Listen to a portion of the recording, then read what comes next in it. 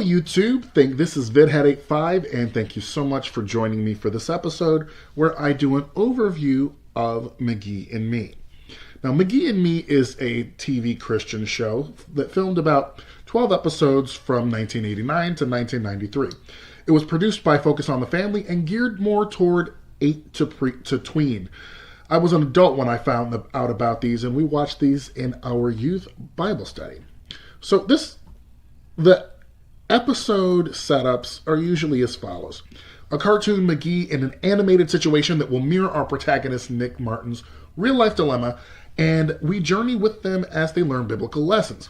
McGee is a cartoon creation of Nick's come to life and either acts as Nick's psychosis or conscience. I can't really tell which. But this video will be broken down into 3 parts. Act 1 covers the episodes of McGee and Me. Act 2 covers specials. And Act 3 covers the new adventures of McGee and Me. So, since Act 1 has the 6 episodes, let's get started. Episode 1 is called The Big Lie. This one introduces us to the Martin family as they're moving into their house in Eastfield, Indiana, which is in shambles. Nick meets Lewis when running afoul of Derek Kreider and uses a novel way to get Derek to back down. He normally stomps guys twice your size. But he's willing to risk it all to beat up somebody as wimpy as you. Thankful to be spared a beating, Nick takes a shortcut through an alley with a creepy house on it. Intending to only look in the window, he falls into the cellar and gets scared when the homeowner finds him and runs off in a hurry. Nick offers a few words about the encounter here. Yeah, there are animals everywhere, but I knew it! Did you see him eating any? Well, he had a rabbit. He had a rabbit? He was eating a rabbit? Well, it was alive, you know. He was eating a live rabbit? Well, yeah, I guess. Yeah, it was alive, whatever was left of it. This is incredible, man. But when the truth is revealed... Now, is that the house over a couple blocks that's so... Yes, it is run down all right. But he's got arthritis so bad he can barely get himself around. Such a sweet soul, too, taking care of all those poor injured animals. Nick has himself quite a quandary here. So later, Derek and his goons vandalize the old house, and how they weren't even arrested or made to clean up the mess is beyond me, so it falls to Nicholas. This is where Nick and siblings are watching a Nickelodeon Double Dare knockoff called Trash TV, and Nick wins a contest to appear on the show with his drawing of McGee. So he's going to be so he's acting like Mr. Big Stuff. Milk. Oh, Sarah, don't forget to give Jamie her lunch money, okay? Yeah. Sugar. Okay, I'm off. You forgot my spoon. I'm not your maid. And once he becomes too big for his britches, you can always count on Lewis to bring him down a peg. Coming dragging in a bunch of kids and stuff. Kids? So what do you think you are, Mr. Chuck Berry? With your collar all turned up. You mean Chuck Norris? And of course you know that an old white guy wrote that line. So, yes, because in 1990 there were no other popular black guys. Nick is humiliated during his appearance, and it is crushing for him. And then here comes Lewis. Hey, Mr. Big Shot, what happened? Where's all your friends now? Not only that, and then when his mom picks him up from school, she has a little bit of insight into this. You're not the only one around here that's been learning humility. Yeah, so that's what I've been learning. No, but it's something we all need. God gives strength to the humble, but he flattens the hotshots. Remember when your parents told you not to watch Friday the 13th Part 5 because they didn't want you watching violence? Well, that's from my life, but hey, whatever. This is a little bit semi-autobiographical here. Watching the forbidden movie, Night of the Blood Freaks, is where it's at. First, there was Dawn of the Blood Freaks, then Day of the Blood Freaks, then Twilight.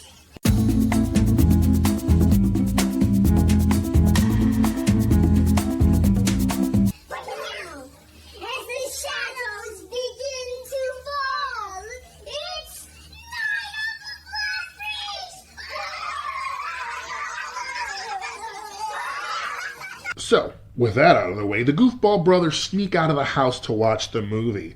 And when he comes back, Nick's parents acted as if he... This is a zombie movie. They act like he stayed for They act like he broke into an adult theater. This is the way that they talk about it. Trying to protect you. You've put something into your mind to dirty it. It's bound to affect your life. It's garbage in, garbage out, Nicholas. Now, the only way that this makes sense is if you think that horror movies give way to demons, which is a gap filler for the unexplained. And also, it's just stupid. I feel that a lot of Christian parents don't want to have those uncomfortable conversations objectively with their kids and hate when they don't turn out just like them. So they blame Satan, schools, and the media, and so they try to control that in their sphere of influence.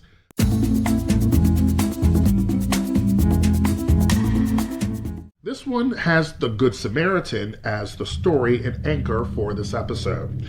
A few years before Sam Neill scared the crap out of this kid in Jurassic Park, he was in the McGee-averse getting terrified by Derek.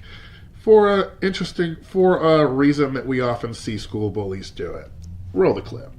He's making me give him the answers to the geography quiz. So, Nick decides to intervene and gives him a creative solution. All the wrong answers. I mean, it's not like he's never flunked a test before. And that ends up bearing fruit when we take a look here. What is the state capital of Michigan? Motown. Number 8. Where are the Great Plains located? At the great airports. So now Nick decides to stand up for Philip and does a skate off. I want to settle this thing between you and Philip. Right, a race. This Saturday, skateboard to skateboard. And if you lose, you lay off with Philip. Hey, why don't you just make him your slave for a week? All right, you're on. Derek, of course, cheats with his goons there and is rightfully called out when Nick is hailed the legitimate winner.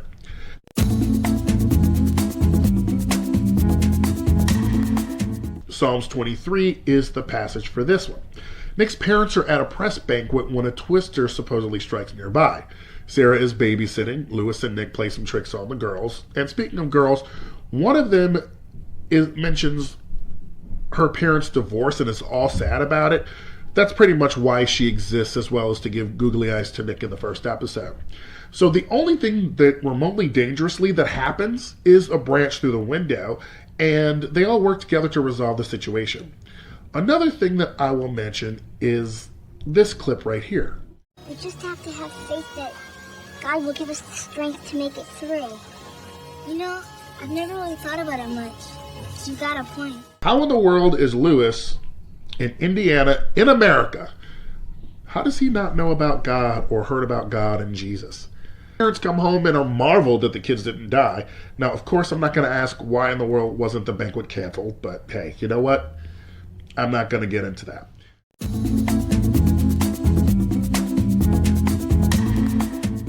Pretty much what sums this episode up is, this town ain't big enough for both of us. Nick is jealous when a new kid, Todd, draws a machine that looks a lot better than McGee, with shading and all. Nick has to work through his jealousy and does his best for the Eastfield Winter Design Contest. There is a winner in Nick's class. And I'm very proud to say that the winner came from this very classroom. And the winner is Derek Carter.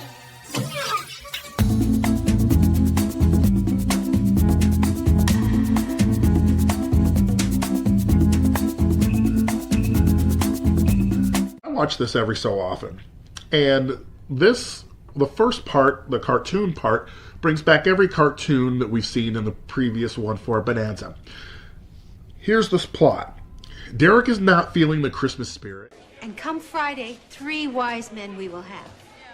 Unless you want to be the first person in the history of Eastfield to take my class 3 years in a row. And apparently is having some issues at home. I've had just about enough of you. Get out of here. Nick and Lewis visit a thrift store to buy Nick's mom a music box when they discover Kevin Derek with some adult baddies. Nick decides that it's his Christian duty to tell Derek what Christmas is all about. Christmas, it's supposed to be a time to care about other people, and that's the whole reason for Christmas in the first place, right? Because God loved us.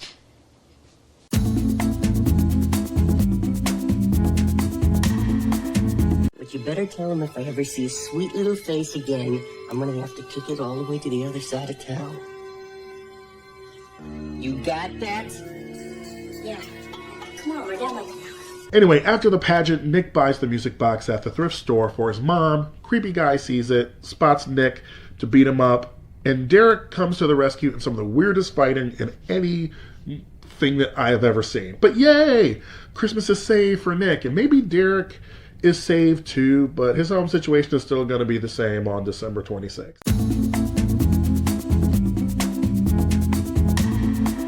This reminds me of the Not So Great Escape episode where I'm like, what? Or maybe this was a way to set up a McGee-only spinoff that never happened, but it's also notable for not having a Bible verse and a cartoon at the beginning.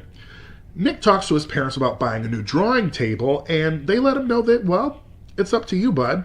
This confuses him because he thought that, well, usually his parents would tell him what to do and he'd be fine afterward. What he ends up doing is buying new materials because he also buying new drawing materials and deciding to put the rest of his money toward buying a new bike. He also says that he wants to do something for others. However, there is no situation in the show that drives that result, so it feels tacked on. There are two specials that take us behind the scenes at McGee and Me, and one of them is pretty much a recap of the 6-episode arc with Joseph Damon and his sister, Sarah, who they both are siblings in real life, and in McGee and Me. McGee and Me Out of Control is pretty much a compilation of all the opening cartoons and pretty much all the cartoons in the show, and some other ones that are thrown in that are just not funny at all.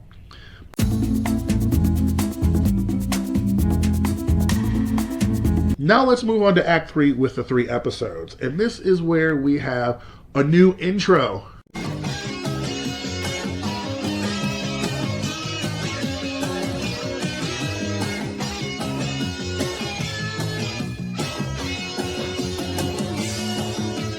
So, the opening cartoon gets scrapped.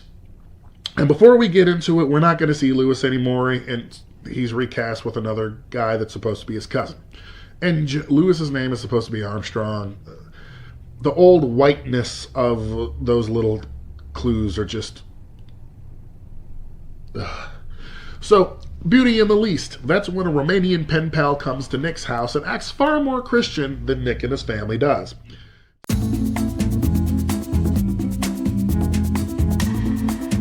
Nick's team is depending on one person to win the game for them. And when they lose, Nick's dad is like, Al, I guess we both learned that when you dream without the Lord, you better dream again. Yeah, this just doesn't seem right to me. Like, there really is no... I don't know, like, there just really seems to be, like...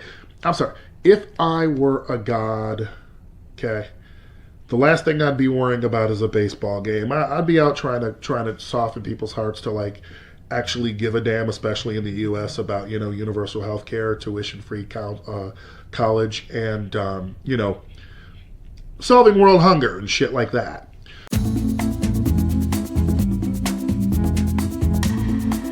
This is where Nick gets to being a jerk because he's a teenager. You mean before you got cool? Well, yeah. Kid, you're out of control. That hamper brains has made you somebody else. You're bagging on your family and all your friends, too. And he's hanging out with this guy named Rex, who was a caricature of every 90s kid who thought they were cool but were jerks. He alienates his family and is embarrassed that his dad will be hosting, or at least emceeing, for the Battle of the Bands nights, which were their idea. Yeah, I think the Temptations and all that got to that first. I don't know. So, Derek confronts Nick, which is really, it's crazy when Derek is the voice of reason. That's probably like why they got him saved in the fight before Christmas. And later on, he goes back to his actual friends, Philip, the girl with the divorced parents, and Jordan, after a song plays that makes him realize he's been acting stupid to the people who love him as he is.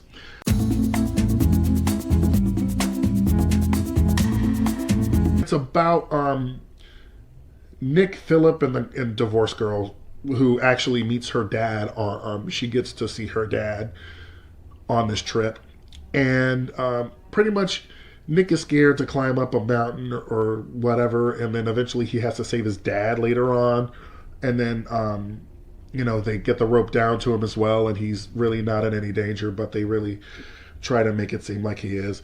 And then, of course, the divorced girl mentions that she mentions her parents' divorce within the first 10 minutes of this one. So, there's that. So, this is the end of the overview of McGee and Me as presented by Focus on the Family.